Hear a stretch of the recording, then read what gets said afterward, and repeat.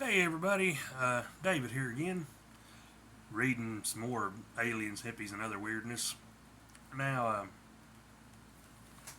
this next one, um, as a pet owner, there's a day that we all dread, and that's the day when our pets leave us,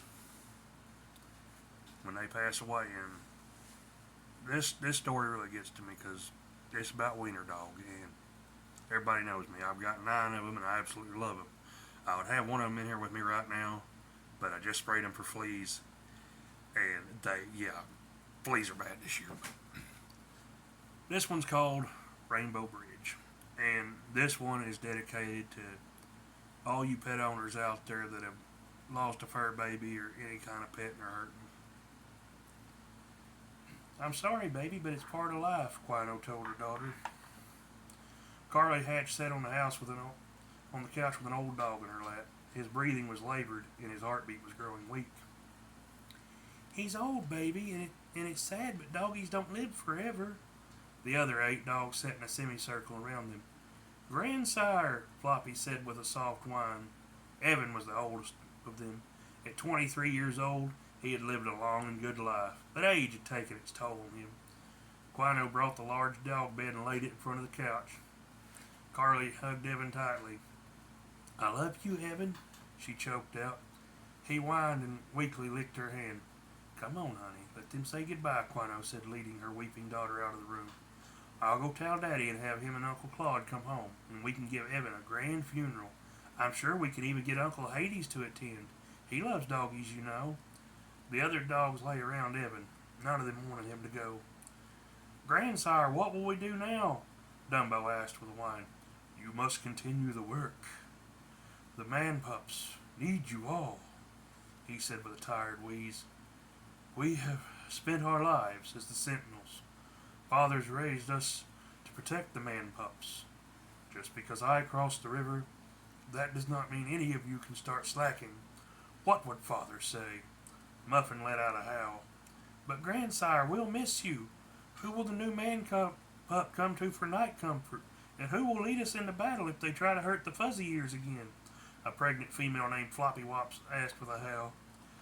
Evan wagged his tail weakly. The pups you carry will suffice. You must see if they are taught to be kind and gentle, but they must learn the ways of battle also. We cannot disappoint Father. His words grew weaker and his vision began to fade. Each of the others touched his nose with theirs. A figure in a dark suit rose from the floor. All of the dogs gathered knew who he was. It is time, small one, Death said softly. Evan wagged his tail a final time. I love you all so much, and I will await for you on the far shore. Do not mourn me. The man pups will need you. Be safe, my pups, he said with a final sigh. A gentle hand touched him, and he was no longer in the living room. He was in the arms of a tall man in dark clothes. He looked like a man, but Evan knew he was something much more. Do not fret, small one. It is my honor to ferry you home. Evan watched as they traveled across mountains of glass and seas of light, and deserts made of stars. Finally, they came to a wide river. Evan? The familiar voice asked.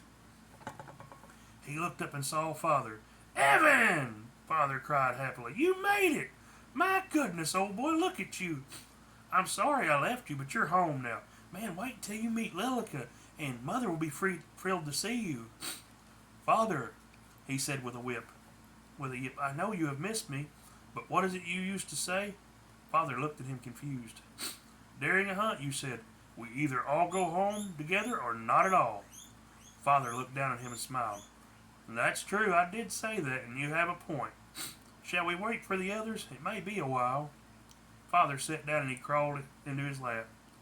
Evan hummed in pleasure as Father began stroking his ears and singing an old song to him. It was the same song he had sung to him when Evan had been a pup. He had been bitten by a snake and nearly died. Father stayed with him for 3 days and nights until he was better. A strange bridge spanned the river. It was made of shifting colors and sparkled brightly. That is the Rainbow Bridge, Father told him. As the mist faded, Evan saw millions and millions of animals sitting near it. They all wait here patiently for those they loved in life. As he spoke, an old man crossed the bridge. As he got closer, he appeared younger until finally he was a young boy with dark hair. "Blue, there you are, boy," the child cried happily. An old dog covered in speckles and long floppy ears ran over and licked his hands happily. "Come on, we better hurry. Mama will have supper done soon," he said as he reached the dog. As the two took off running, a field appeared. Across it they could see a small house and a barn. The large dog barked happily as the two crossed the field of mist and it obscured their forms. "Do you understand now?" Father asked him. The small dog lay his head on Father's shoulder. "Yeah, buddy, I missed you too." They sat and watched as countless people and animals arrived. Marcel and Cookie were next. Evan and Father greeted them happily. They waited until all 9 of the original pack had arrived. "Are you guys ready to go home?" Father asked them. The 9 of them looked around and back at Father. "You're not ever going to die, are you?" Marcel asked him with a yip. Father shook his head and smiled. "No, and neither will any of you." Evan looked back at the waiting animals and then back at Father. "We would like to stay and keep the others company until their people arrive." Father looked over the multitudes of animals. His smile faded. "You realize that means we won't see each other again. Me coming here was a one-time deal." Muffin wagged her tail and licked his hand.